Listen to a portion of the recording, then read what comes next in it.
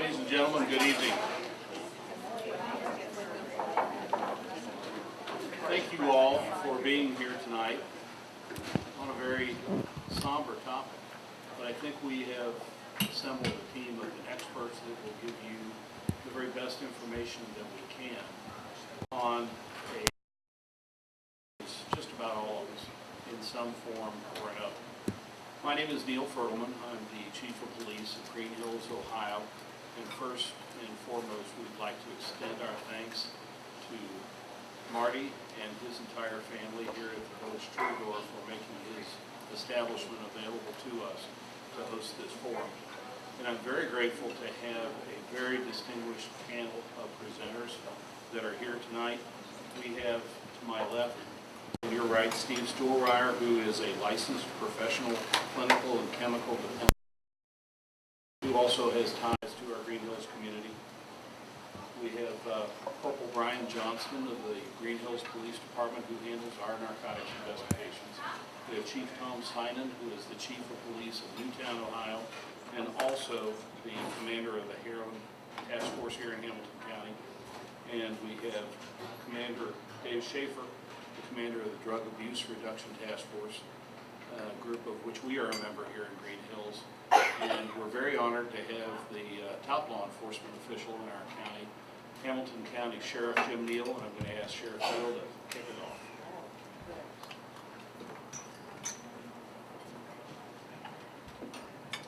Just so you know, the only reason that Chief called me the Chief Law Enforcement Officer, I'm the only one that's elected by the people.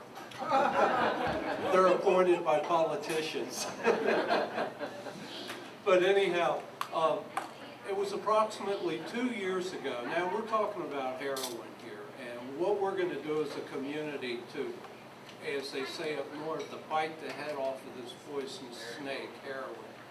But anyway, approximately 2 years ago, Mike DeWine's office reached out to me because up north in Ohio there was a sheriff's office that started a heroin task force where they investigate these heroin overdose deaths backwards to track the supply as well as to get these predators, these dealers who are pushing this product, and as you know, it's destroying the fabric of our community. And just subsequent to that meeting, by the way, that sheriff up north, it's Lucas County. That's the county where Toledo sits in. The sheriff they were referring to is John Tharp. He was the sheriff as the papers, because I know we have a paper person here, journalist, wrote something to the effect that Sheriff John Tharp bit the head off the poisonous snake. So I've stolen that phrase ever since. It's very catchy. Well, anyway, after that meeting with Mr. DeWine, I had a meeting with Cheif Tom Synan because Chief Synan and I, like other law enforcement officers, are attending all these heroin forums. And Chief got with me and quite frankly he says, I'm tired of going to these forums and just talking about it. We need to do something.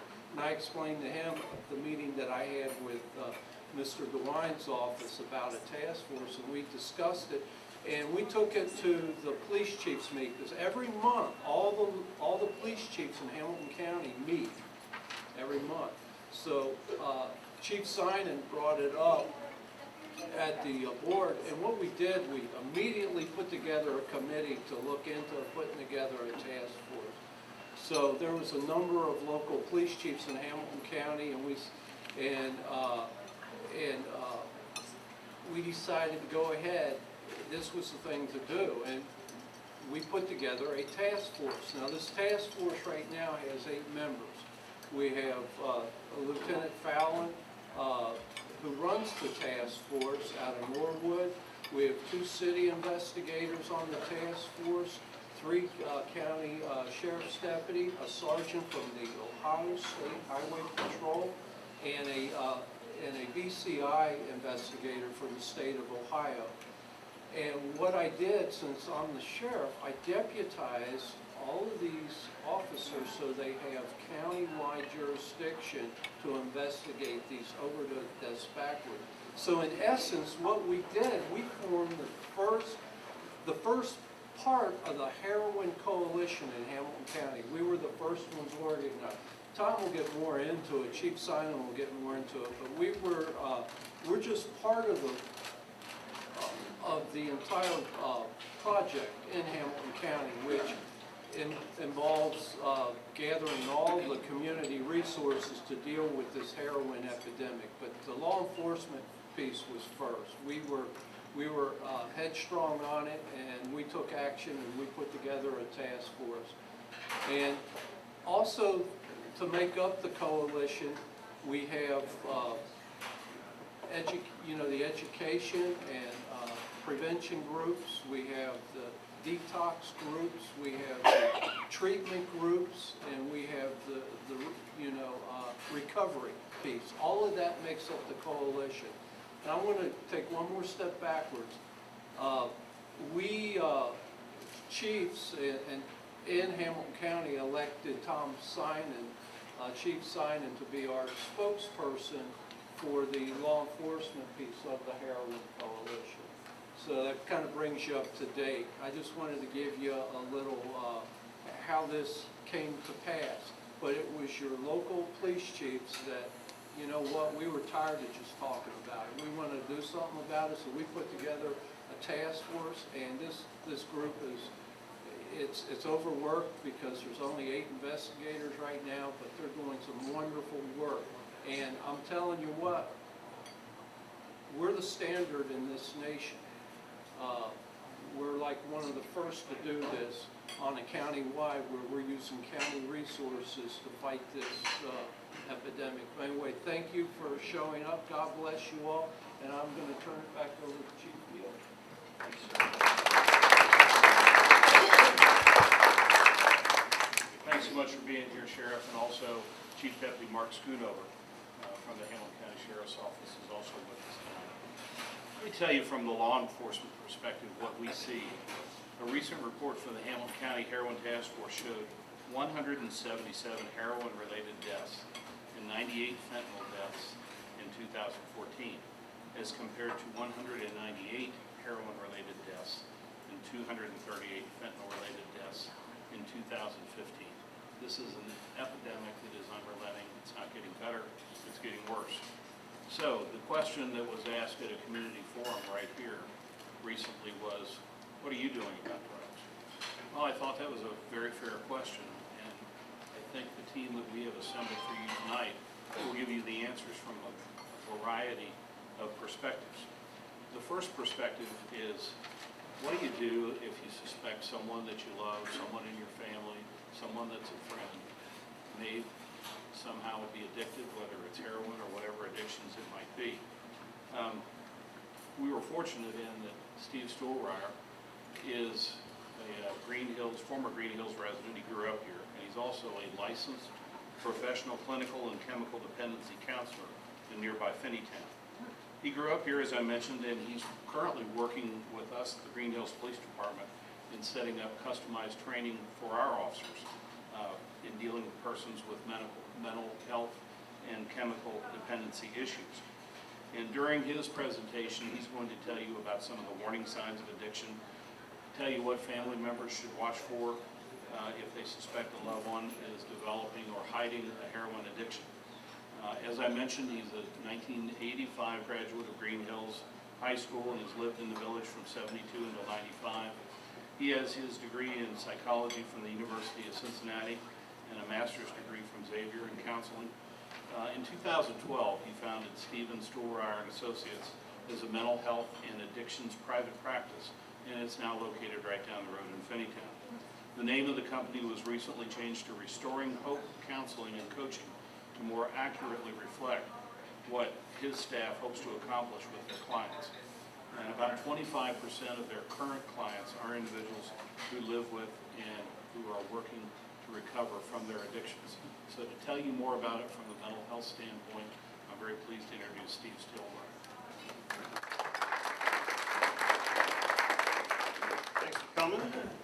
It's very encouraging to see you all come out.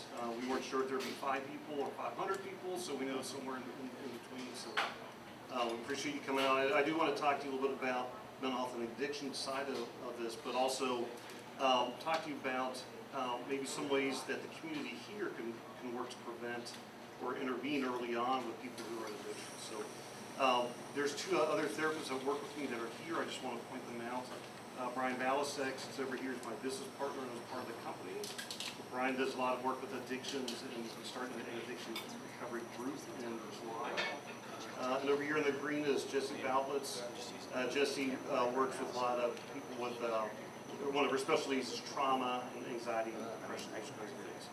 And the reason why I bring that up is what we find at our private practice is that the overwhelming majority of individuals who come to us for treatment for addictions also have a mental health issue. Typically with, generally speaking, anxiety, depression, past trauma, and it's not infrequent for these individuals then to take heroin or use pain pills to really to self-medicate.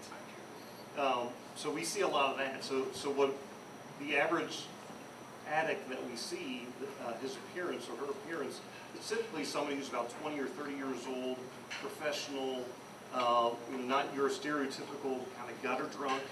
It's the person who, not infrequently, hurt his or her back, went to the doctor, prescribed Percocet or Vicodin. The doctor at some point just stopped prescribing it for one reason or another. And that person didn't go out seeking to shoot up heroin or seeking pain pills to begin with. They just need something to help manage their own pain. And so from that, the tolerance, as you're probably aware with any of the substances, tolerance builds up. They take more and more and find themselves addicted. One of the things that we know with being addiction therapists is that many times with heroin and pain pills, the addict doesn't really continue to take the pain pills, the opiates, the pain pills, or heroin simply to keep getting high. Many times they continue to take it to avoid withdrawal symptoms. One of my clients described what withdrawal from heroin was like, just going cold turkey. He said, Steve, imagine the worst case of flu that you could ever imagine, multiplied by 100, and it'll last for about 10 days. And while that's going on, while you're sick and you don't have any energy, you're thrown up, you're sweating, you're nauseous, you know you can pick up your phone and in 5 minutes have your drug dealer come and give you what you need. You shoot it up and all the withdrawal symptoms are gone. So what we find in addiction recovery is that we really have a ton of respect for those individuals who are working towards recovery. It's one of the hardest things I watch people do. And those that work it and sometimes fall off the wagon, so to speak, and get back on, they work recovery. If you've ever known anybody to do that, or if you yourself have done that, that's one of the bravest things you could possibly do. It really is. And so many of the therapists we know out in the community feel that same way. We feel that when people are in recovery from trauma, like sexual abuse or physical abuse and addictions, that takes a lot of strength. Addicts are not weak people that have a character flaw. They are people who physically have gotten addicted to some kind of substance and are working towards recovery. Okay? So part of what I wanted to, what I was asked to do in my presentation was talk about some of the indications that a loved one may be abusing pain pills or shooting heroin. Okay? So as a lifelong, almost a lifelong, well, not quite lifelong, but living in Greenhills for quite a while. Some of you I know, some of you know my mom because everybody knows my mom or knew my mom. Some of you saw me do some things I shouldn't have been doing when I was a teenager and called my mom, and my mom met me at the door. So Greenhills has a soft spot in my heart, and that's why I initiated some contact with Cheif Ferdelman and got things going. So I hope that this is helpful for you today, and there's some questions and answers after we all present. So some of the indications that somebody might be moving into an addiction with opiates. And by the way, we passed out, Brian passed out this form, front and back. There are indications of warning signs for addiction. So I'm not going to read these to you because I know you can read. But some things that we see that are very common is something we call, or the addicts call nodding off. Does anybody know what that is? Somebody for no explained reason will be sitting there and just kind of nod off. That's usually followed by a period of time of euphoria or high energy. Not always, but usually there's that period of time, high energy, and then sit down and just kind of nod off. I've had people do that in a alcohol and drug group, just nod off. Somebody relapsed on one occasion, and he's just going to keep his eyes open in the group. If you see a lot of lost and stolen or misplaced items, medications, trinkets, we've heard of people stealing things from their parents that to us would think, why would you do that? I mean, you could steal a car and get a whole lot. Why would you just do this trinket thing? Well, addicts, when they're trying to, heroin addicts or opiate addicts, when they're just simply trying to avoid withdrawal, will take anything they can get their hands on to sell it to get money to buy drugs. Does that make sense? And kind of what we look for and try to tell people is what you're really looking for is a change in in a person's behavior or their emotional state that can't be explained by something else. You know, if some person's nodding off, yet they seem to be getting enough sleep and enough rest, that might be an indication that something's going on. If somebody is normally a good student in school, but then their grades begin to drop, and it's unexplainable why their grades are dropping. There could be a number of reasons, one of which could be an addiction to some kind of substance. If a person's missing a lot of appointments, except to get their medications, that's probably an indication. We will have clients who will miss some of our appointments, but when they're scheduled to see the doctor who's prescribing Vicodin, they're right there, okay? Because that's really important. Now imagine putting yourself in their shoes. If I don't get this appointment, I'm going to have the worst case of flu I could ever imagine, and it's going to last for about 10 days. And if I'm in that boat, I'm going to hoof it to my doctors too, and I'm going to get the medication, right? Are you all with me on that? Yeah. So we also look for things like insomnia, pin-sized pupils. If you talk to somebody, and in some cases they're prescribed this medication and they're not abusing it, if their pupils are pinpricked, that's many times that's a physiological result of taking opiates, things like that. So we're looking at not radical changes in behavior that's not really explained by other means. Okay. So the rest of the information's on here. On the front, there's information about alcohol use and abuse of other drugs. On the back is a list of warning signs that we look for in people who are addicted to opiates. Now, Cheif Synan and I and Chief Ferdelman, we were talking before the presentation, and I don't want to steal your thunder at all. One of the things we talked about was, well, how do we get ahead of this? And they said, you don't arrest your way out of this. And there's maybe not a real clear answer as to how to get ahead of this, except that the community gets involved. And when the community gets involved, it speaks to the elected officials, and the elected officials tend to hear that. Right? So the example is MAD, Mothers Against Drunk Drivers. Once that began to take root, things began to change. The things with opiates, that the addicts that we work with, again, are, I want to try to help, in the next few minutes, try to help people understand that when we think about addicts, many of us shake our heads like, oh, those terrible, awful people. But you and I are just one pill away from becoming an addict. We're just one stressful event where we might say, you know what, I have extra Percocet, I'm going to pop them in my mouth and feel better about things. Most of the addicts that we work with are strong, intelligent, professional people that didn't wake up that morning saying, I'm going to become an addict. Things happen and people slide into it. So part of how the community can rally around addicts and actually intervene early on is to understand that addicts are just people like you and I. They're people like you and I that, some of us turn to other ways of coping, addicts turn to substances. Now what can you do if you have a neighbor, a family member, a friend that you suspect using substances? First, have a conversation with them. Try to inquire with them about why you're seeing these changes in behavior. It could be, the changes in behavior can be explained by anything. So you inquire about it, talk to them about it. If a person acknowledges that they are using substances, there are treatment centers all around town. Our information for Restoring Hope is on the front here. You can call us and use this as a resource. Either we can provide services or we can refer you. We have some knowledge of the services around. We can refer you to other to rehabilitation centers, to other places around the county. We'd be thrilled to do that. So those are some of the real practical things that you can be doing when you think you have somebody that might be an addict. If you have a question about this later on, like a couple of weeks from now, you can call us. We'll be happy to talk with you about maybe how to help your loved one. Okay, so I think in a little bit we're going to have some Q&A, and if you have any questions about what I've talked about, I'll be happy to talk to you, or you can talk to Brian over here in the purplish shirt, or Jesse over there in the green. We'll all be happy to help you. Thank you.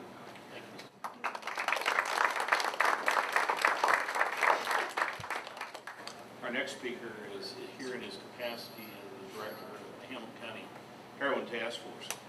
Tom Synan is a veteran of the United States Marines. He is a 23-year-old law enforcement veteran. He is the police chief of the village of Newtown. He's the past president of the Hamilton County Chiefs of Police Association, 9-year Hamilton County SWAT team member, where he holds the position of team leader. He has assisted the United States Marshals Fugitive Apprehension Team, and currently chairs the Supply Reduction Arm of the Hamilton County Heroin Coalition, and serves as the director, as I mentioned, of the Hamilton County Heroin Task Force. These positions have given him a widespread view of the heroin epidemic. He has spoken on behalf of our Police Chiefs Association many times. It allows him to work with some of the top experts from law enforcement, treatment, addiction specialists, doctors, elected officials, and others who are fighting to reduce the impact of heroin abuse. Cheif Tom Synan.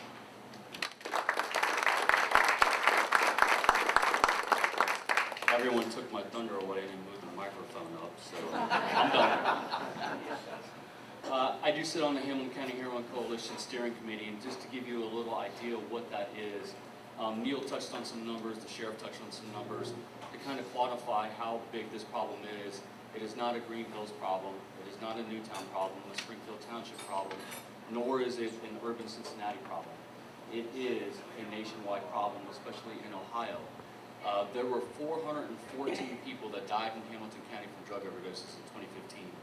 That is more than auto accidents and homicides combined. The state of Ohio was second in the country for overdose deaths. The Sheriff's Department in 2014 processed about 10,000 people through the Hamilton County Justice Center on heroin-related incidents alone. So it kind of tells you the widespread problem that we have. So the coalition was designed for that purpose. One, it was overwhelming, but number two was we understood that this addiction was different than most. This was not just about someone coming from a bad home. This was not just about the street deals. This was a widespread issue that involves not only mental health, but genetics. Where you grew up, where you live. There was another key factor, and just to go through a little bit of history to tell you how we got here. If you ever read the book Dreamland, it kind of gives you a good overview of where we got here, how we got here. Partly was in Portsmouth, Ohio, when big drug companies had kind of pushed the American Medical Association, doctors and nurses, into prescribing pain pills. Pain became one of the 5 vital signs, and those of you who went to the doctor probably know that they asked you on a scale of 1 to 10 when you went in, what was your pain? If it was a 10, what they would do to try to get the pain down was prescribe you Oxycontin, Oxycodone, Percocets, those types of things. So when they asked you in the survey, how is your pain now? Well, now I feel pretty good, it's a 2. Well, all that information went on to insurance companies, it was all part of surveys, and that is what led a wide portion of the population to become opiate dependent. So this is not a gutter drug. This drug knows no race, no religion. It could care less if you're rich, it could care less if you're poor. It literally has touched every aspect of society. So what happened with the pain being part of that management was the Attorney General's office and law enforcement, man, we're good at one thing, and that is arresting people. And we shut those pain mills down. We were really, really successful at that. The part that we didn't know and that we couldn't predict was that we left a segment of society that was opiate addicted. And there's one really, really bad thing about drug dealers and drug cartels. They're extremely good business people. They really, really know their market and they know their customer. So when they saw that these pain pools were being shut down and there was this market for opiate addicted people, black tar heroin and heroin started coming up to Portsmouth, Columbus, Cincinnati, Northern Kentucky, Indiana.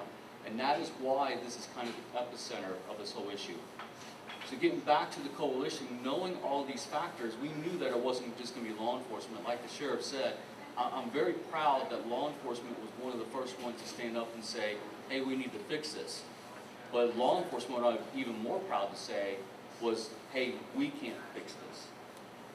This is going to take fire, EMS, treatment, prevention, education, community grassroots efforts. And that's what the coalition did, was bring all these together. So there's 4 arms of the coalition. Supply reduction, harm reduction. We'll get back to supply reduction. Is basically that is we're supposed to reduce the supply of heroin coming into this area. What we've done on the law enforcement end is kind of different. We knew it wasn't just going to be supply. We're also working on the demand part. And we've been very effective with not only putting people into treatment, but part of that is, if you've heard of Corey Township's model, the QRT team, quick response team, actually putting a law enforcement officer with the EMS person with the addiction specialist going out and intervening with those that are addicted. So from there it went on to harm reduction, which is part of fire EMS. Part of that came out of, what came out of that was Narcan. And it was kind of controversial when we first did this, and Neil and I are on the same page, was I voted and really pushed for Narcan to be issued to all law enforcement personnel in Hamilton County that wanted it. The Sheriff's Department was already ahead of it. They had already issued the Narcan to their folks.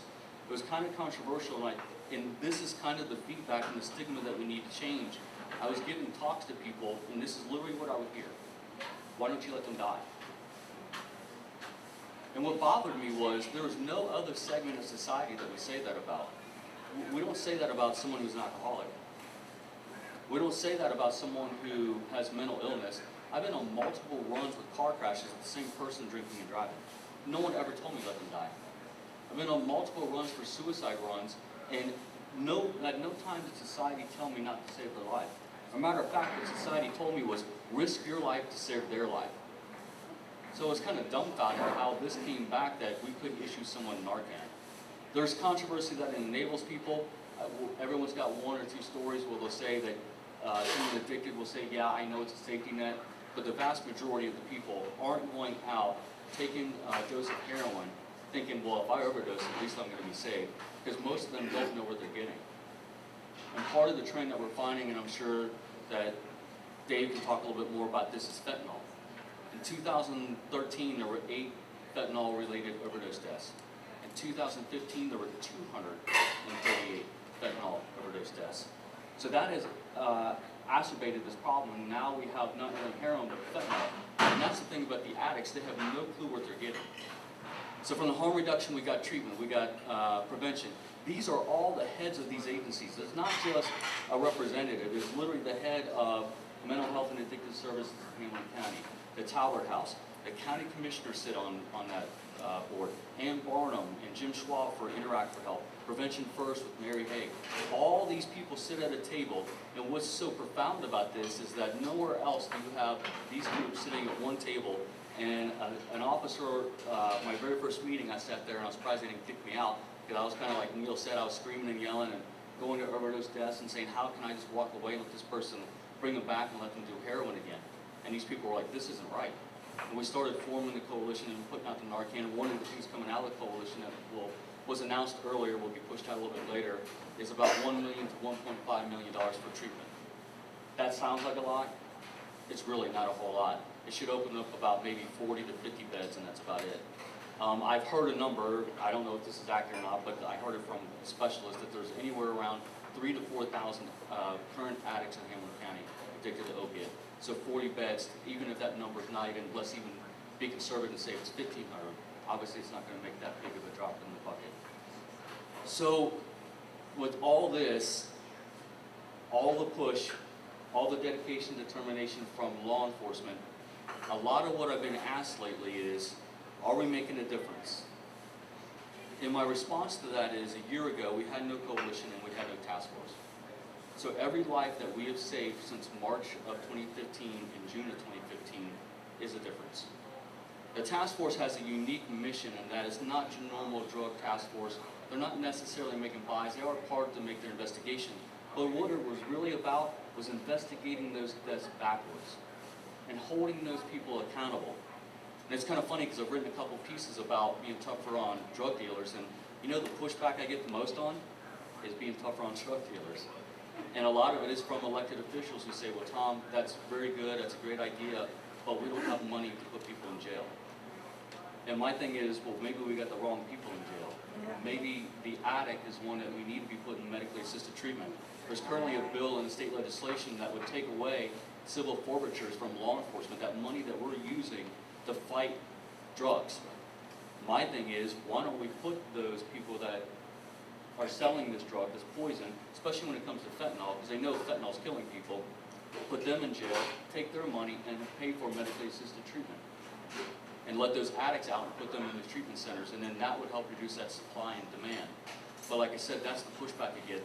So the task force has arrested about a couple dozen people, anywhere from local charges to federal charges. Some of them charged with manslaughter. They've been directly indicted for the death of a person, looking at anywhere from 15 to 25 years. We've made a difference both on treatment and prevention end. We made a difference on the task force end.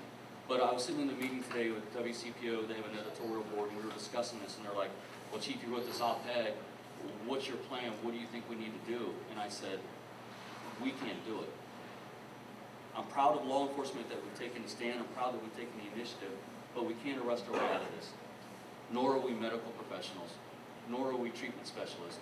We will be strong advocates, we'll be very vocal, we will give our opinion, but to be honest with you, it's you. It's not just the people that are impacted that's going to make a difference.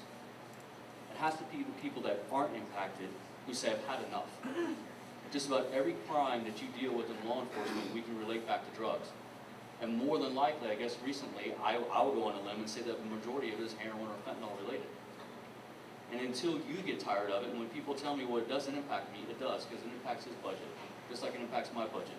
With Narcan, responses. It impacts you because your house was broken into, your car was broken into. That's your property values. When enough of you have had enough, people listen to you.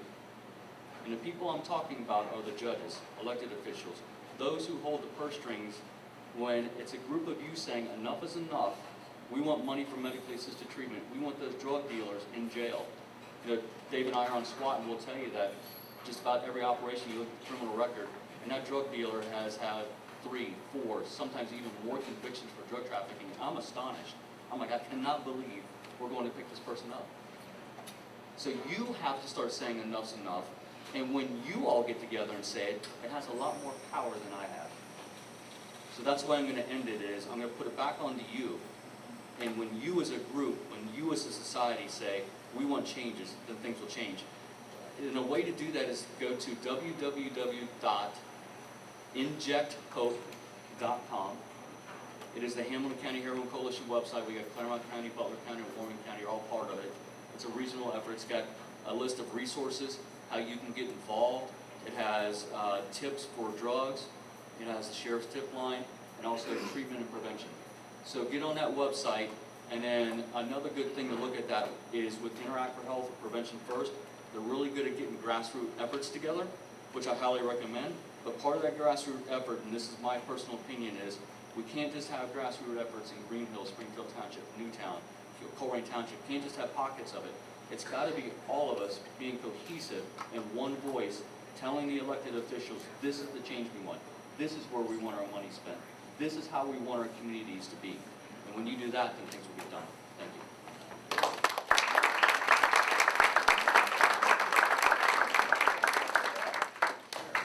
Our next speaker works with us here in Greenhills directly as a member of the Drug Abuse Reduction Task Force. Commander Dave Schaefer grew up in North College Hill, got his start in law enforcement in Claremont County, the sheriff's office there in 1988. In 1990, down the road, joined the Springfield Township Police Department where he rose to the rank of lieutenant. He currently serves as the commander of both of the Drug Abuse Reduction Task Force and the Hamilton County SWAT team. He's been the commander of DART for the past 3 years.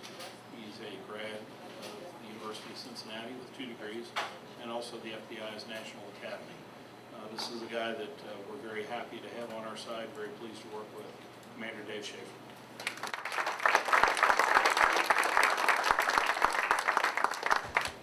I'm not sure if I should sit down or raise the mic. I think raise the mic. I've known Tom forever, so it's hard to follow. He's a great speaker. But what I'll do is I'll just say the same thing. We cannot arrest our way out of this epidemic. For 3 years that I've been in charge of the Drug Abuse Reduction Task Force, and I'll explain a little bit about how we came about here in a minute. We went from about 50% of our cases 3.5 years ago being heroin related to this past year, 2015, about 81% of the cases that we investigated being heroin related. So, and the arrest numbers reflect that also. I think last year we had about 248 cases that we actually investigated with about 181 arrests stemming from them. In those cases and arrests, it's not something you do in a couple hours. It's something that takes several days, several weeks. One of my cases was almost 3 years long and involved about 40 individuals. But the Drug Abuse Reduction Task Force was kind of started for the same reason that the Heroin Coalition was started. It was started in 1988 when the local chiefs got together and said, hey, we got a real issue with the people that are dealing drugs in Blue Ash, or the same people that are dealing drugs in North College Hill and Harrison.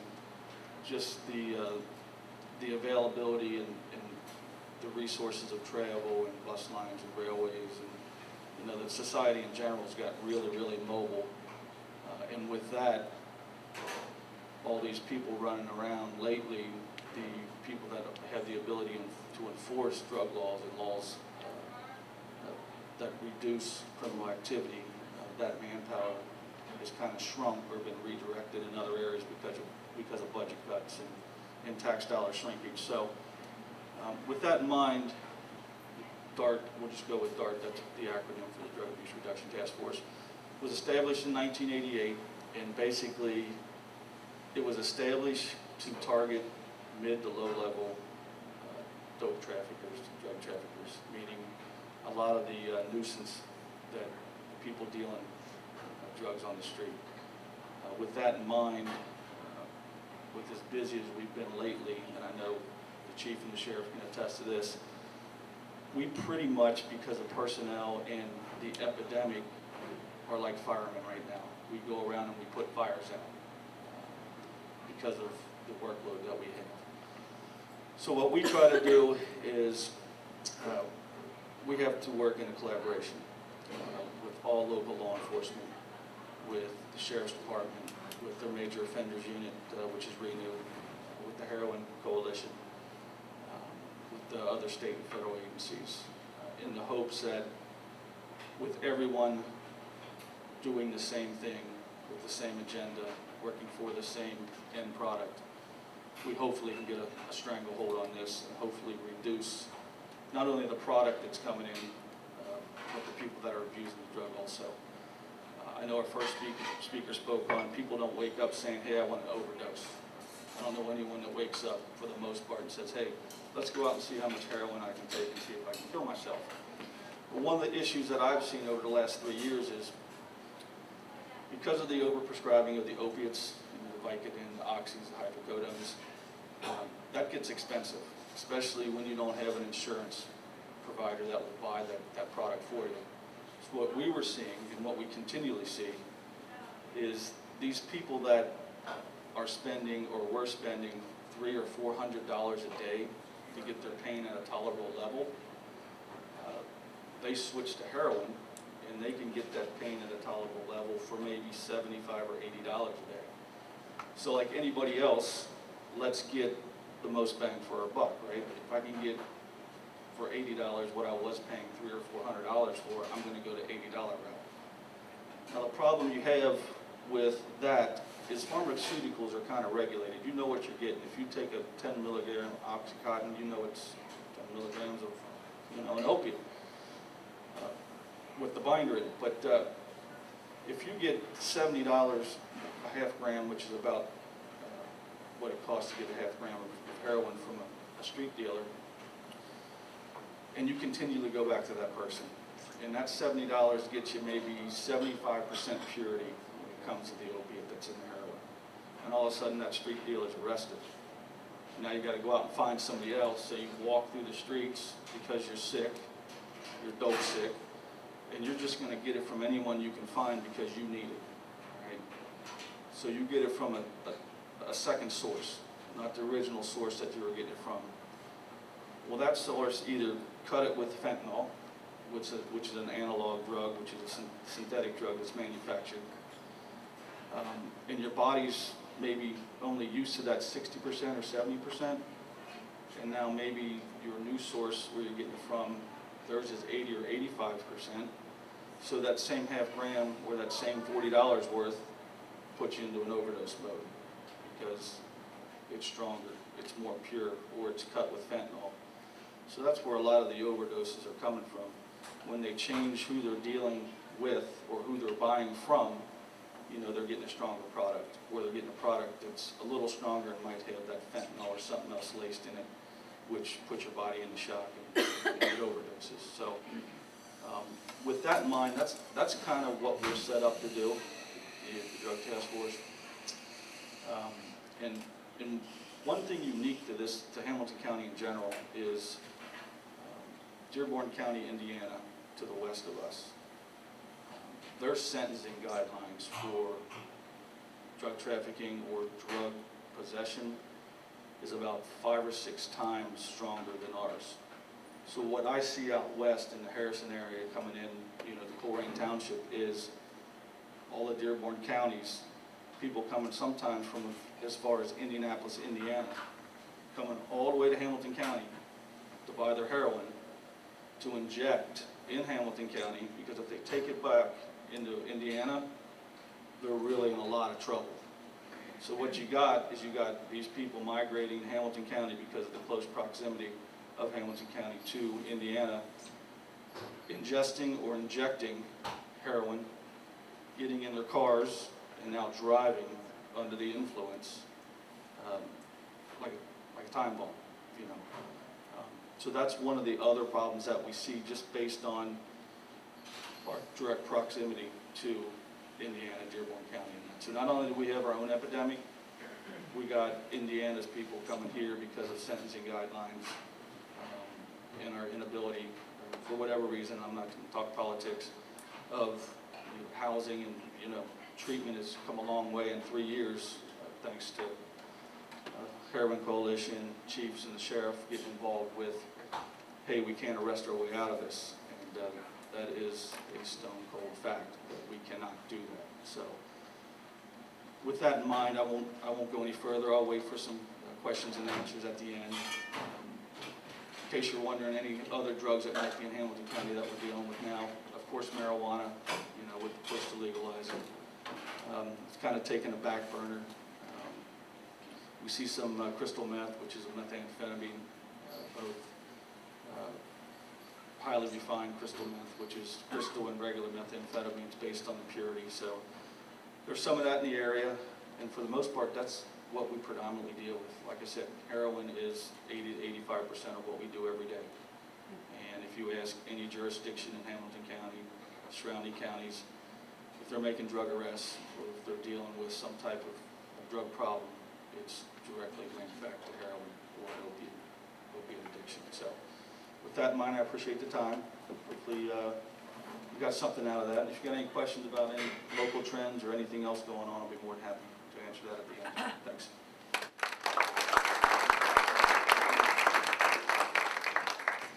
We're going to close out our list of speakers with our local connection, which is Brian Johnson. Currently serves as a corporal here with the Greenhills Police Department. He's been around since 2001, working for our department. He's originally from Mount Healthy, grew up in Coleraine. He's been a police officer, an officer in charge, corporal, a sergeant, and has served as our primary in-house narcotics investigator.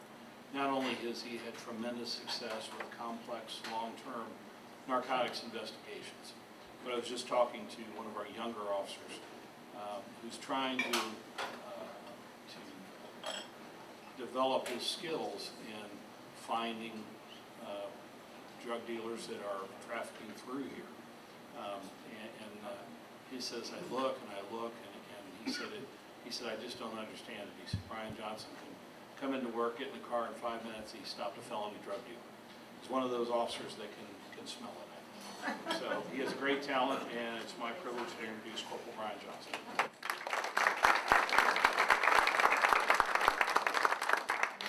Good evening, thanks for coming out. Chief asked me to come here and put a local connection on this. Been here for 15 years. When I started here, Greenhills was always a tight-knit community, and if any drugs that we had were mostly with marijuana and occasional some cocaine. I'd say about 3 to 4 years ago, we started seeing some issues with pills, and the last 2 years it has really spiked with heroin. And I'll be the first to tell you in public announce to you, we do have a heroin problem here in Greenhills. We've had everything from deaths of heroin on overdoses. We have small to low level dealers here in town, and we have users here in town. And that covers every part of the village, from our more transient areas where we run a lot of apartments at, to some of our more residential areas where you might not expect it to be at. But heroin is here in Greenhills. Chief asked me to talk on a local level. What are we doing to combat it? We're doing the best that we can with the resources that we have. We're a small department. Sometimes we're lucky to run one car shift. Normally is what we do when we get a complaint in from a heroin issue. We'll assess it in-house. We'll determine if we're going to handle the investigation ourselves, or if we'll reach out to another agency such as DART or with the Sheriff's Department. We take each one individual and assess it from there. Any questions or anything? Yes. I'm confused about this fentanyl thing. Is that a drug in itself, or is that something you cut stuff with? Commander, you want to talk about that? That's a drug in and of itself. Okay, so you could do that all by itself? Yes, and lately we have seen, I thought I was buying oxy.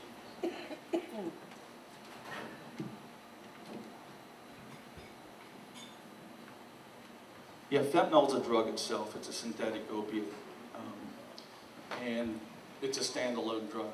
Where in North College Hill, I had an investigation where I thought I was buying Oxy 10s, which looked just like an Oxycontin.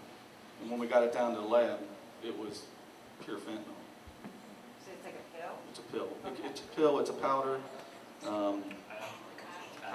Patch. So depending on how they get it. So yes, a lot of them are because it's cheaper and it's manufactured as opposed to grown. That's the push right now in this area. So when they mix too much of that with the heroin, then that's causing a lot of those overdoses that you were talking about when you switch dealers, because they're not used to that. Well, fentanyl is used in a medical setting. If you talk to doctors, it is one of the best drugs to knock you out. But it's also really good to reverse it in a doctor setting. That's why they like it. It's easy to control. The problem with what we're seeing on the street is this is not a doctor, or a scientist, or a pharmacist making this. This is some dope dealer who's putting this all together. So Dave hit on a very important topic is number one, we don't know what is in there. So with fentanyl, you will hear I've heard studies that it's 10 to 100 times more addictive than heroin. But when you talk to the people on the street, they'll say, we don't care those numbers because we have no clue what they're putting in there or how they're making it. So fentanyl is an extremely addictive drug. The other issue we're seeing with fentanyl, and we touched on it a little bit when we were eating dinner, is Narcan works really well with the heroin molecule. What happens is the heroin molecule attaches to the brain receptor. Narcan basically knocks that receptor off, or that molecule off, and attaches to that receptor. Well, that heroin molecule is still floating around, but it's unable to attach to that brain receptor. Hence, you can't get high off of it. The problem we're seeing with fentanyl is that Narcan has trouble knocking that molecule off that receptor. So now when we've been issued these doses of Narcan, we initially thought that one dose would be great for law enforcement, but some of these officers are pushing 2, 3, 4 kits when they get there. And then when the paramedics are getting there, before about a year ago, paramedics were using Narcan just nasal. Now they're using IV. to try to overcome the fentanyl. So fentanyl, I think Dave and everybody else will say, is probably what we're seeing more than even heroin, but it's often mixed together, and that's the problem is, if I'm a dealer and I sell you fentanyl is cheaper than the heroin because I made it myself, so I'm making a lot more money, but I'm not gonna tell you. But one of the names I call it on the street is white or China white or something along those lines, and Dave probably knows better than I, but from what the task force has said, a lot of it's come from Mexico, you can get some of it from China, and it's coming through the normal drug route. Anything else on that? And actually, there's some back pages where you can get online and get it mail ordered. We had a case in Cheviot where someone had got a whole bunch of doses of acetylfentanyl, which has the same effect, through back doors on internets and black markets and stuff like that. So those of you that have kids or suspect anything, you might want to look at their history, their browsing history, and that might be a start as to they might be getting it through the mail. Yes, ma'am. I was wondering, it's really hard for a parent to believe their child's doing a drug that could kill them. And I know that our system's kind of hung up with counseling and all that other stuff. But is there a way that you can probate a child in if you know they're doing drugs rather than trying to go through the system of counseling? Casey's law. You have a model out there where you can, the parent can go to court to force them into treatment the parent has to have. Right, but as Kentucky far only, as, correct? not here yet? No, it's not in Ohio, it's Kentucky only. And that's still going Casey's through law. the system. I think in Ohio, and someone correct me, I think if the kid becomes a danger to him or herself, is the only time that can happen. So when you're doing that kind of thing, do you have to go down and register and wait a couple days, or can you get someone in to get them right then and there? Ooh, I don't know the answer to that. I really don't. Yeah, probate is usually mental health, and if someone's gonna harm themselves or another person, you can probate. If I'm not mistaken, Casey Law is only in Kentucky. There's nothing like that in Ohio at the moment. I would see that Casey Law would be one of those ones that could be pushed here. There really is not a lot of options for you to go to the court system or a probate system and get help. It has to usually be some type of private counseling or something along those lines in order to do that. I'm sorry? Right into the Oh, sorry about that. That's much better, isn't it? I just I'm have, cooler that way and taller. I just have one other question for Brian. We have a bar here in Greenhills, and I've been there.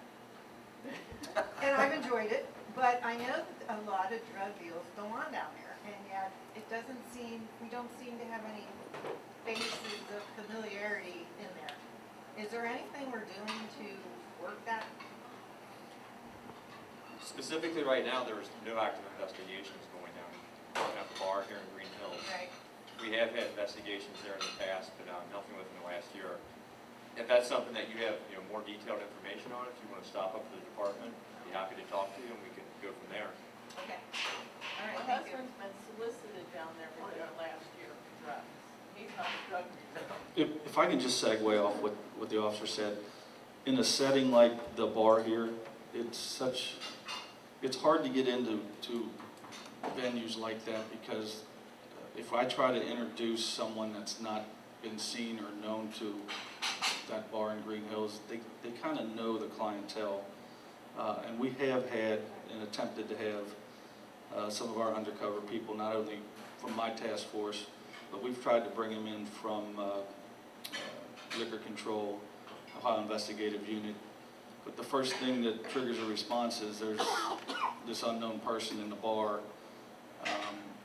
And I remember doing a pharmaceutical investigation in that bar, and the people we were sending in, it was like you would just turn the music off when we came in.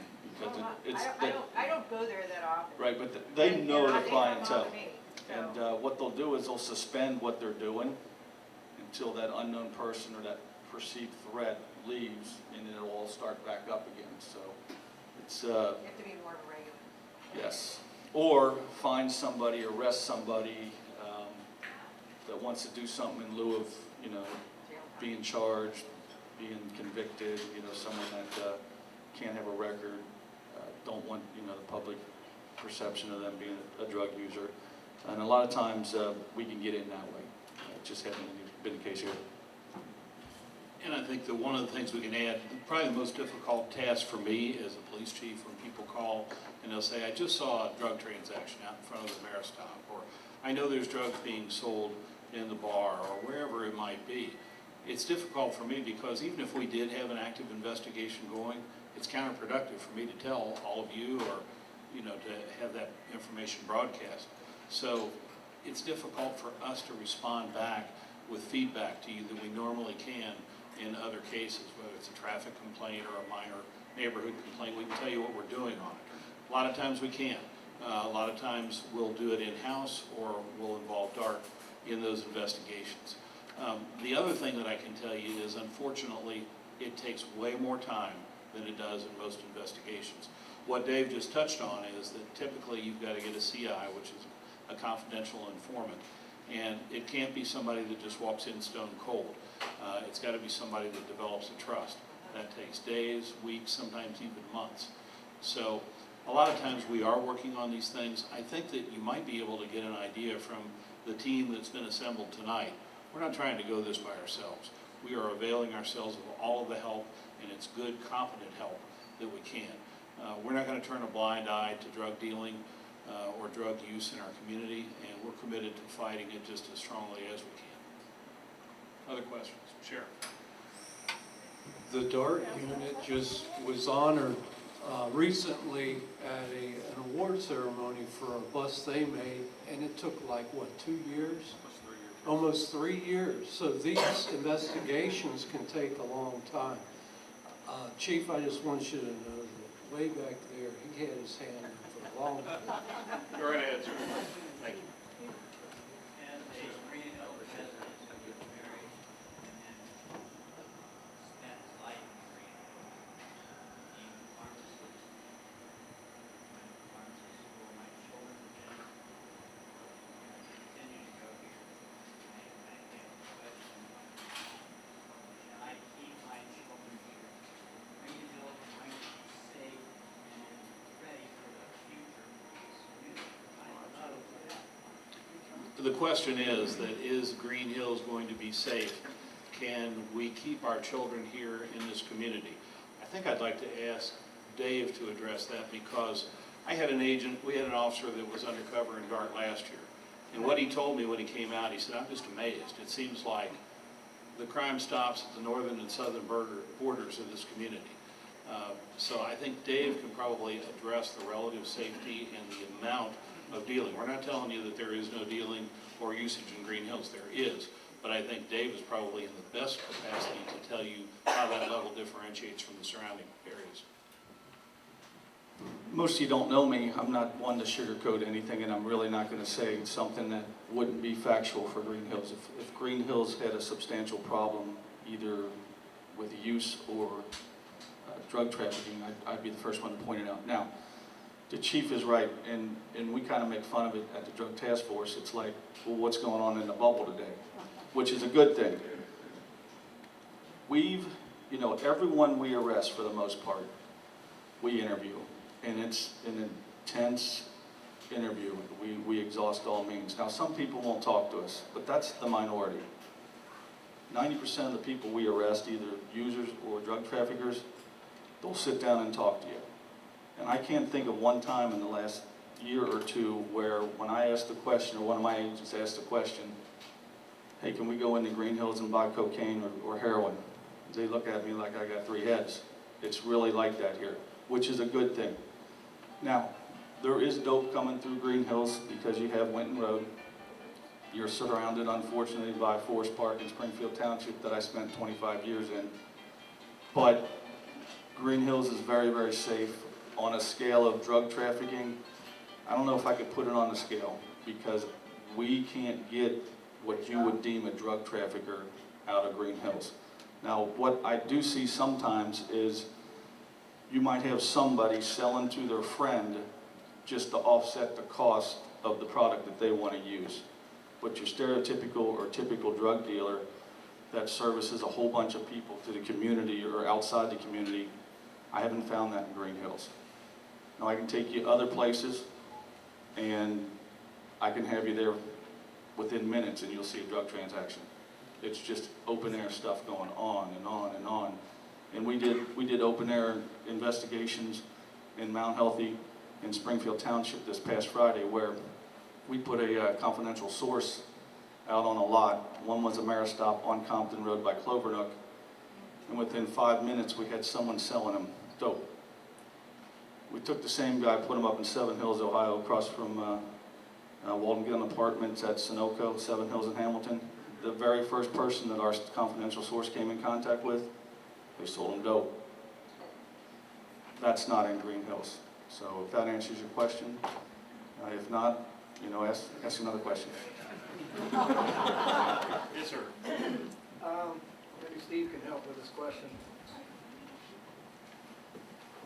What kind of a profile have you developed, or are you developing, or that might address the question, why does a middle-class citizen in a successful family turn to drug dealing?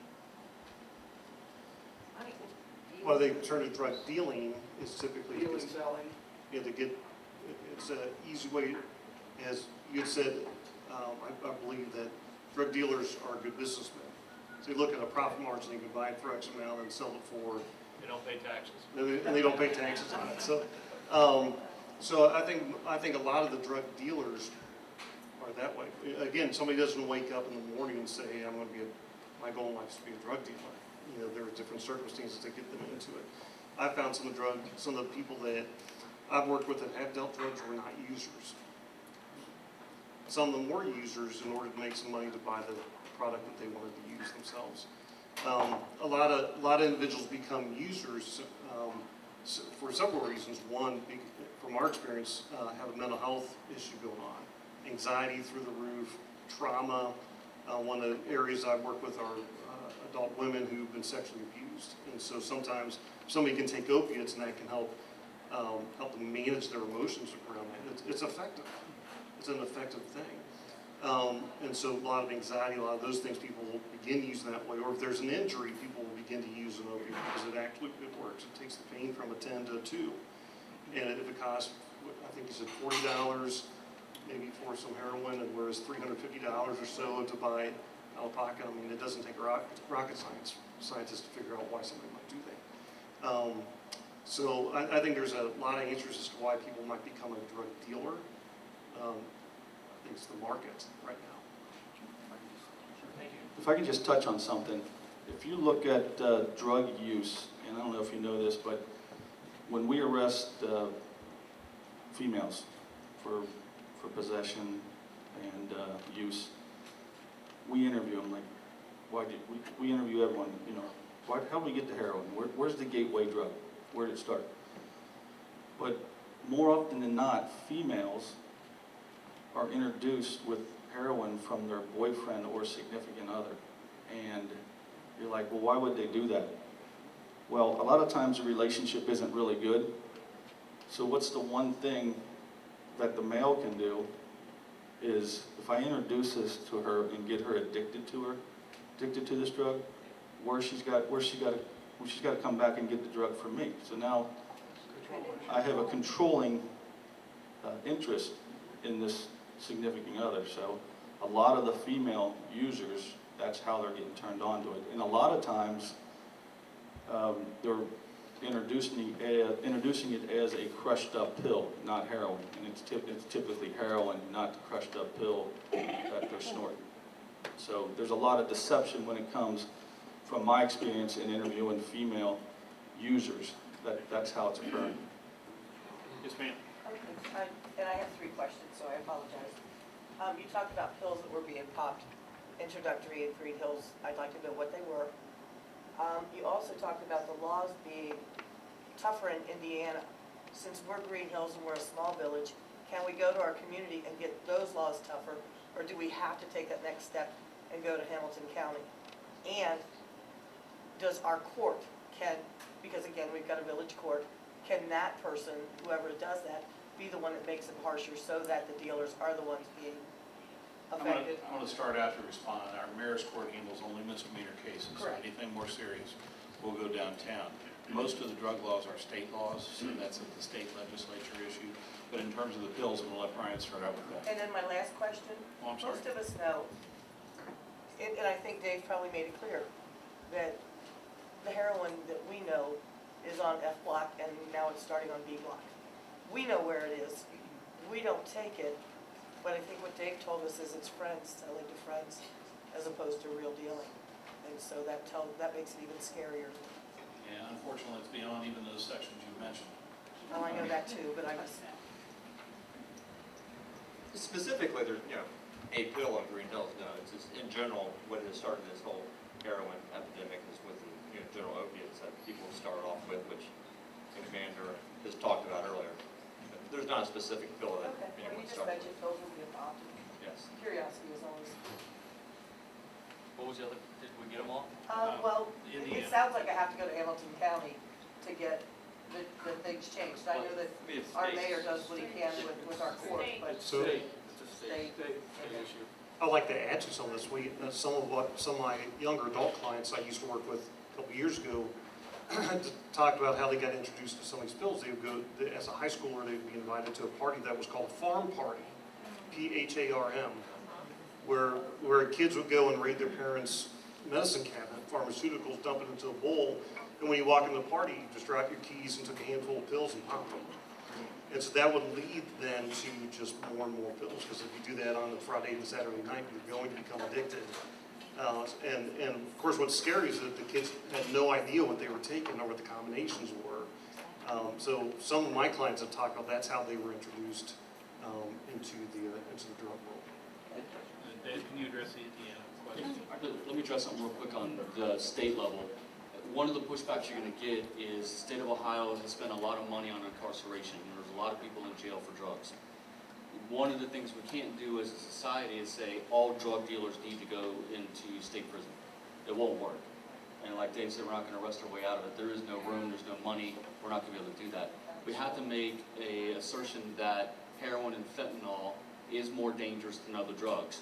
That'll cause some controversy because when we talk to advocacy groups, treatment, they will say that generally all drugs are bad, which I get.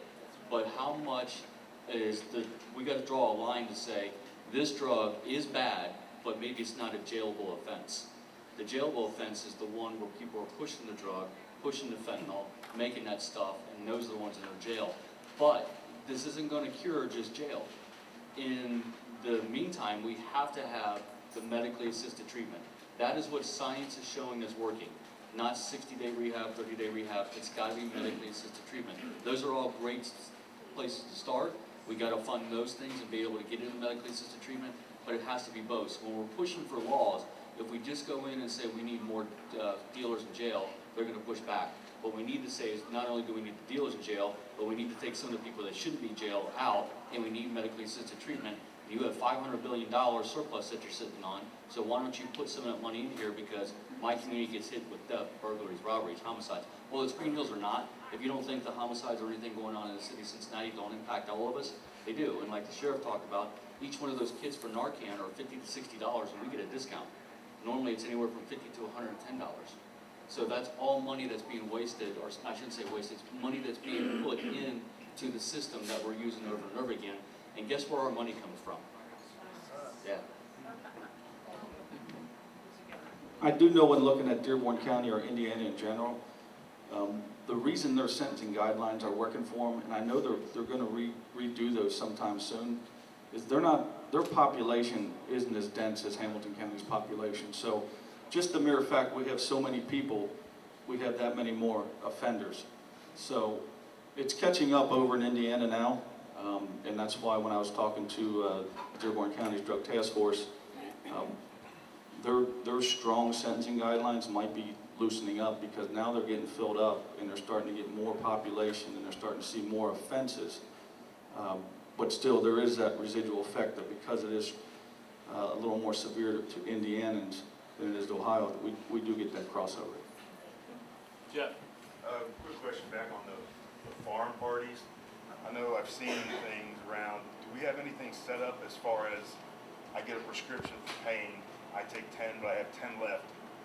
Instead of having them in the house, there's some place that a family can dispose of the prescriptions and not flush them down the toilet. Almost every police department in Hamilton County, including yours here in Greenhills, has a drug drop box in its lobby. You can bring those up to our department. It's probably easier during the week because the lobby is open. But if you come on a weeknight or if you come on the weekend, if an officer isn't available inside police headquarters, there's a phone right there. We'll come and meet you, and that box is open. It's not for syringes or sharps. We are looking just for pills, and what we'll do is through the DEA, we'll dispose of those properly so they don't go into the water stream. Yes, ma'am. I have a question, it's sort of the treatment and then the drug enforcement side as well. But as far as treatment in drugs like Suboxone and Subutex, as treatment, is there realistic studies that show switching it from one medication to another is effective? And then when I sell generic pharmaceuticals, so I see a lot of these trends. Suboxone and Subutex, I do worry that will be replaced, striking in hydrocodone as a choice that will be substituted for people with hip replacement. I find that criminals are very creative, whether it started with Sudafed years ago, whether it gets outlawed, whether they go to gabapentin. There's a lot of products chemically that they can use to substitute. My question is, what is the effectiveness of moving it to another drug or one together? That's a great question. There are some medically assisted clinic, MAT, medically assisted treatment clinics locally. We have a partnership with one located in Deer Park who primarily prescribe Suboxone, and they prescribe some other things but Suboxone. So we find Suboxone is a great thing if it's used properly, because what happens is then when somebody's prescribed Suboxone, which is kind of a mild opiate, so typically a person who might be on pain pills or heroin really are switching their addiction, practically speaking, from heroin to Suboxone. But then the Suboxone is regulated by a doctor, and our clients every month or every 2 weeks when they go in to see the doctor, they get a urine screen. And so if they turn up dirty, then they stop prescribing Suboxone. Now the studies have shown, in terms of how effective is it per person, is really an individual to individual thing. What studies have shown is that when people are prescribed Suboxone and they work the system, meaning they get prescribed, I think it's like 2 milligrams, is that right? At first, 8 milligrams or something like that, and the doctor, what they find is that if somebody's on Suboxone for about 12 to 14 months and they're getting counseling, that the recidivism rate, the rate at which somebody relapses, goes way down, versus somebody going cold turkey, or somebody doing Suboxone and not getting counseling. Because we know addiction isn't just a physical thing, it's a psychological thing. It's teaching somebody how to think differently about stresses and things of that nature. So I don't know that there's a big difference between Suboxone or Subsol or methadone. There's a methadone clinic in Lawrenceburg that I see a client who goes there. So I don't know that there's a huge difference. I do have a client right now who was addicted to Suboxone, bought it off the street. And so it is a possibly addictive thing that he just got frankly tired of living the life he lives. So he went to this clinic over in Deer Park. They're walking down. He's almost done with that treatment. And he's in real long treatment. And my concern is that you just replace one and it'll just Absolutely. be a new pipeline. So, and you're exactly right. But I would say that the other option is just to have them go cold turkey, and the rates of relapse is super high.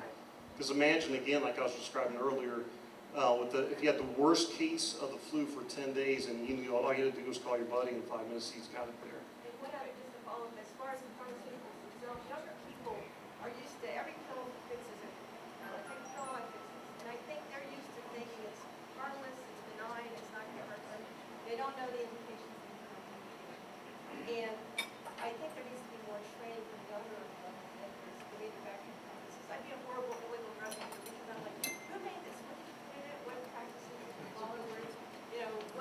So if people are aware of how things are made, that might be an aversion to at least put that in place. Now I would address that, but I have 2 law enforcement people looking at me doing this, so I'm going to. Well, one of the changes coming out is from the American Medical Association changing the guidelines for doctors. So that just recently came out and saw it on national news. Instead of getting 60 Percocets when you get your tooth pulled, they'll cut it down to 10. You'll have to go back to the doctor. So that's part of the change. This is all long-term stuff. There is no quick fix. There's Suboxone, methadone, there's Vivitrol, there's treatment, there's faith-based rehabs.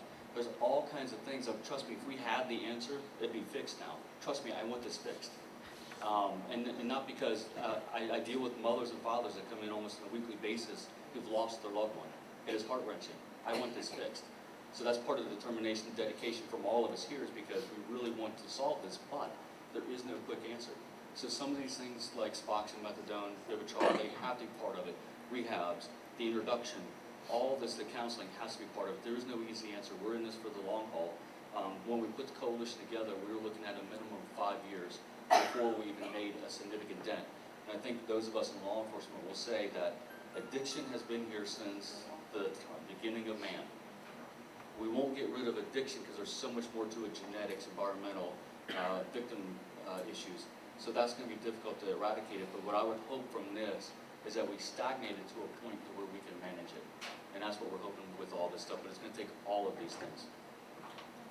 Any other questions before we wrap up? Yes.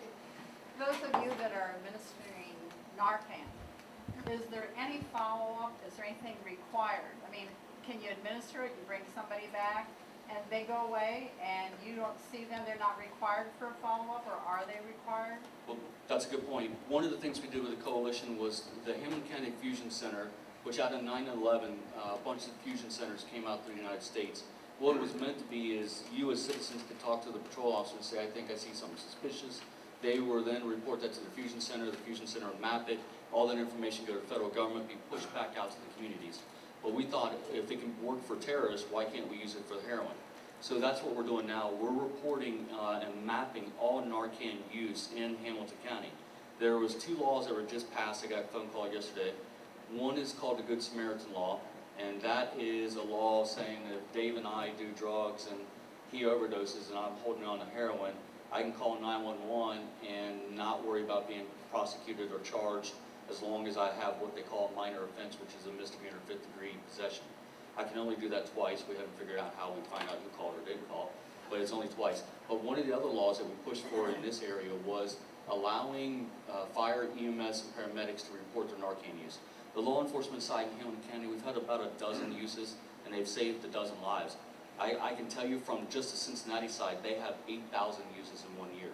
So one of the things that we've been trying to do is map that. The hope is from the Fusion Center, we map our target areas where we're finding people overdose. Then we can allocate resources. The vision of this was supposed to be all that gets mapped at the Fusion Center, that information gets pushed back out to the drug units, to the street officer. When they see those hot areas, they can start busting people for drugs, stopping the dealers. But the other part of it too, what we're hoping with this, is when we have someone that's been Narcan 3, 4, or 5 times, that we can send in intervention. The QRT teams, the quick response teams with the paramedics, the police, and the drug addiction specialists, hopefully we can go to that person and intervene. Narcan itself is completely harmless. We could sit here and do Narcan all day and it's not going to do nothing to us. They passed a law, pretty much anybody can use it now because it's almost like aspirin. The one issue that we're having is that if you overdose and die and we Narcan you, and the paramedics say, who's the president? And you go, President Obama. What's the date? What's the 21st? Then generally we can't intervene and take you to the hospital. If we say, will you go get help? And you say no, basically we're walking away. So that's one of the issues we're having, and it's the hope that when we map these Narcan uses, that we can show legislators, that we can show communities, hey, we Narcan this person 5 times. We got to be able to try to intervene somehow. So that's part of what we're doing. We are tracking it, we are mapping it, and we are finding out its use. One issue that hasn't been said is, if you're not aware of it, heroin cannot be and is not being manufactured in the United States. We don't have the environment conducive to making heroin. So if it never gets into the United States, it's not a problem. And I don't know the answer to that, but I work with Homeland Security when we have drug cases that have a nexus to the border, and we try to work back over the borders. But heroin isn't manufactured or grown in the United States. So. Man. I have some personal experience with heroin in my family, and the information is really good, but the information is useful for the person stuck in the middle of it is what can someone do? There's not many resources out there available because usually they're homeless, they have no job, they have no money. And every place you call for treatment or intervention or anything requires insurance and cash. What is being done for those people, for those families? Because if we can stop it there, you guys won't have as much to deal with. Also, is there anything going on in the legislation for the drug dealer that sells it to the person that dies, if that person is now moved up to a felony murder charge? Is there anything at that point? Manslaughter. And we have indictments currently. This task force, like I said, has done some wonderful work. And they've actually, it is hard to make a charge on a dealer, but we were successful to get several indictments since we started, I think about 3 of them, haven't we? Yeah, there's been about 3 or 4 actual for manslaughter, and then we've gotten a few others for corrupting another with drugs, which is felony second degree, which is a high level felony. Okay, and then also, let me, one more comment and then I'll let you answer, is that my son used to tell me stuff like, you know, you go through and you watch for the shoes and the telephone lines, and you walk down the street and somebody goes, hey boy, those are all signs of, hey, come here, I can help you out. That kind of stuff needs to be told to the general public so that we're aware and we can help to intervene in those regards. I had no idea till he told me that stuff. So to address your frustration about, hey, if somebody doesn't have any money, where do they go? I can tell you that's our frustration, that we might have people calling us and saying, you know, my son is addicted, he doesn't have any money, there's no insurance, what do we do? And we go, you know, there's a $500 billion surplus, I think, $500 million surplus in Ohio. Release some of that money. It really comes to the grassroots effort of us as citizens calling our representatives and saying, look, we have this big problem here, and is there any way you can release some of these funds so we can do X, Y, and Z? I think the grassroots effort is the way. I can tell you that Brian and I do a lot of addictions work.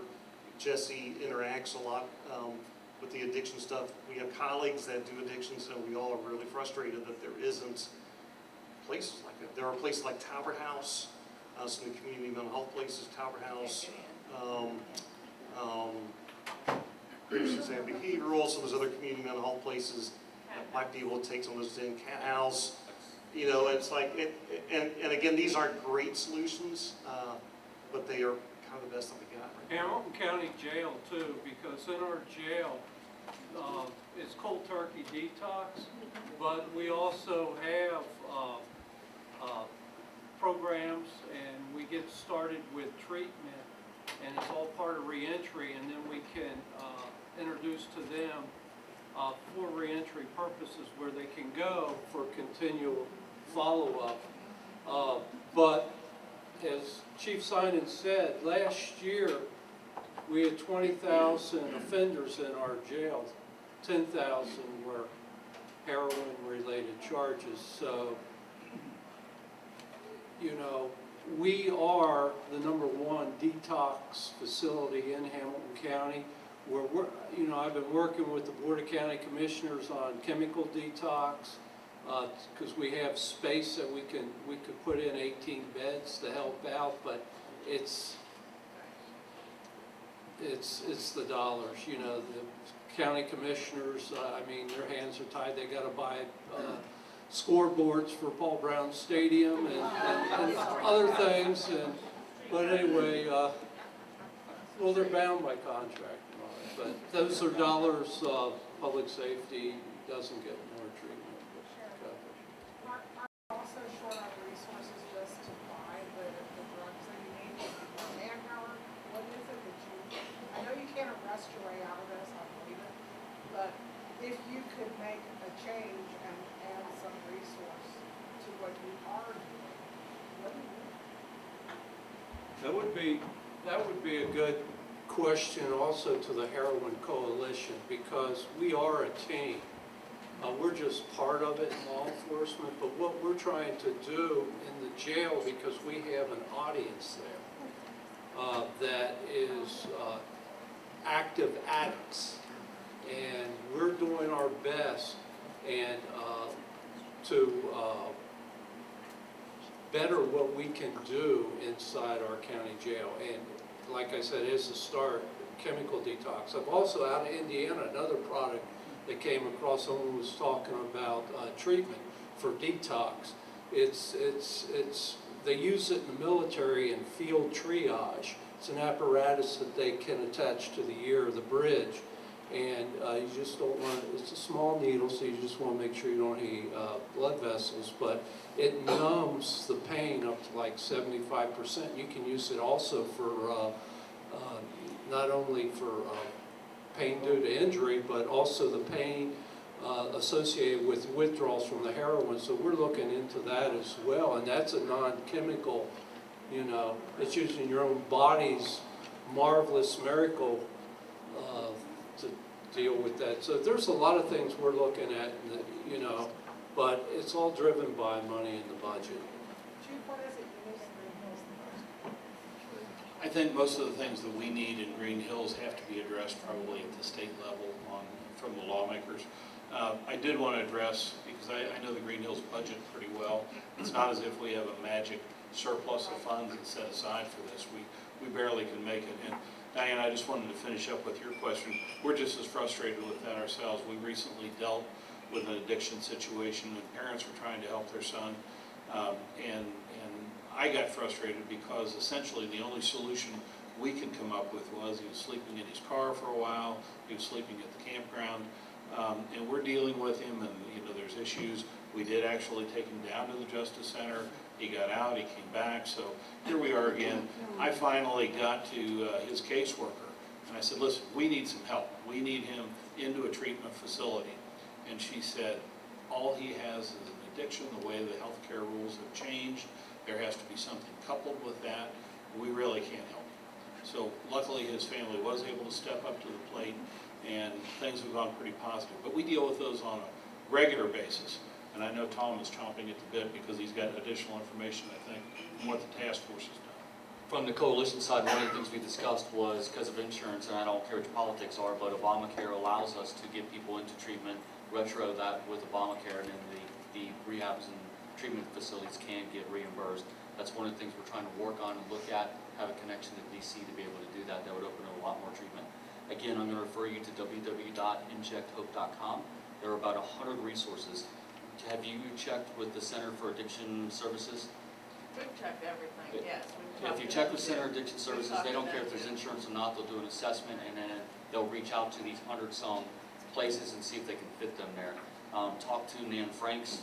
Tell her you talked to me. My son's All crap on my passed camera, since so then. she'll be like, oh, My you son's passed since then. Okay. Oh, I'm sorry. But I was thinking for the other people in the community that are going through that, because it's a horrible thing. Yeah. You can't help them, you can't get help. And I will say we are so far behind. So I hear this a lot, and again, I'm sincerely sorry for your loss. Center for Addiction Services Council is one of those for anybody who needs help. InjectHope.com. That is one of the things we were working on from the coalition side that we knew we were so far behind that we need to do a better job of, and that is open up the resources. And law enforcement is one of the ones that's stepping up, working. I actually got a doctor, Dr. Sean Ryan, who consults with me. And I actually talked to him today on the phone, and so a lot of our vision has come from that. So, and I know that you work in the field also. Well, I'm sorry. www.injecthope.com. www.injecthope.com. There's a resource section. One of the things that, like you said and like Neil said, we went to places and didn't have those resources. I don't understand what you went through. I have my own frustration. My frustration was part of that website, and part of that was listing out resources people can go to who have insurance, don't have insurance, who can get assessments. It may be rehab that they go to first and then work their way. So that is one of those pages. I just wanted to say that, you know, outpatient is better than nothing, even though you're trying to get inpatient. So, and they will take people that don't have insurance because they can call, and anybody can call Marketplace and get on the Obamacare. I mean, they'll get you a number like that, and then you go and you start your outpatient treatment. But each county has their own funding, well, not, never mind, but, what they do for outpatient, but not for inpatient. So each county has an outpatient services that can help these people. It's just, you just have to know who, you know, to call. But if your county has an outpatient program for mental health and substance abuse. We are going to be respectful of all of your time. That doesn't mean we won't continue to answer your questions. We'll be up here after the program closes, and we'll answer questions as long as you have them.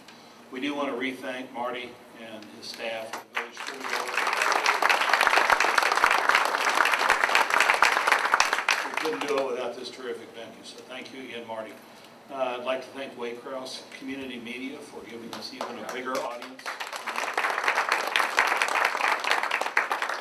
Special thank you to our inaugural class of our Citizens Police Academy. As you always do, you show up for community events in force, and we thank you for that. I'd like to thank our mayor and representatives of our council for being so supportive and for being here tonight.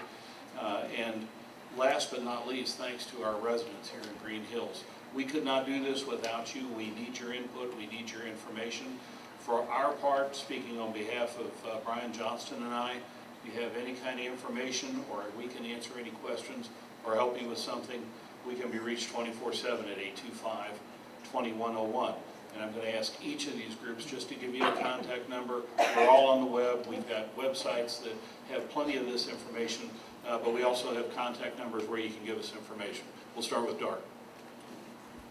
The number you can contact and leave a tip or talk to an agent or talk to myself is, of course, area code 513-791-0081. And for restoring hope, my information's on this piece of paper.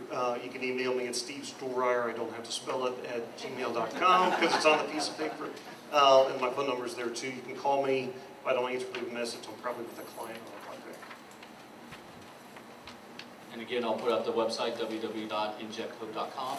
If you want to get a hold of me, my number at my work is 513-561-7697. And a big thanks to the sheriff and the chief deputy for coming out. Sheriff Neal, we appreciate it so much, and we appreciate your support. We have those billboards out there for 2 years. We have billboards out there. That billboard campaign has been going on. It's in its second year. Report heroin dealers. We have all kinds of contact information up there, and it's anonymous. And as you can see, he doesn't look as mean in real life as he does on those billboards. Thank you all for coming, and good night.